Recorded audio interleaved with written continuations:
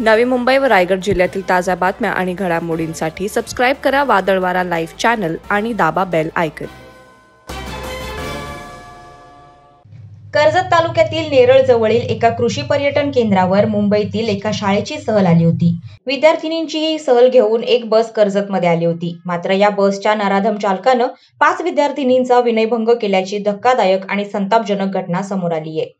Seven आईल्स international school Mulund येथील विद्यार्थिनींची दिनांक 1 February रोजी शाळेची सहल नेरळ मालेगाव येथील प्रसिद्ध कृषी पर्यटन केंद्र सगुणाबाग येथे आली होती।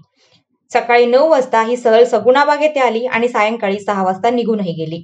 मात्र घरी गेल्यानंतर यातील 5 विद्यार्थिनींनी आपल्या पालकांना कर्जतमध्ये घडलेली अत्यंत विचित्र घटना सांगितली। सहलीची बस क्रमांक MH43BP4298 या बसचा चालक अंकुश अडागळे वय वर्ष 18 राहणार सातारा याने 5 अल्पवयीन विद्यार्थ्यांसोबत लगट करत त्यांना चुकीचा स्पर्श केला।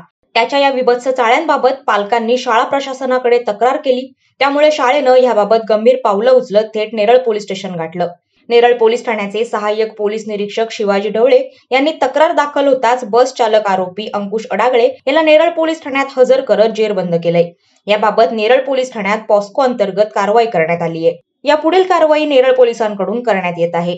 वादळवारा लाईव्ह साठी आनंद सकपाळ, कर्जत। नवी मुंबई व रायगड जिल्ह्यातील ताज्या बातम्या आणि घडामोडींसाठी सबस्क्राईब करा वादळवारा लाईव्ह चॅनल आणि दाबा बेल आयकॉन।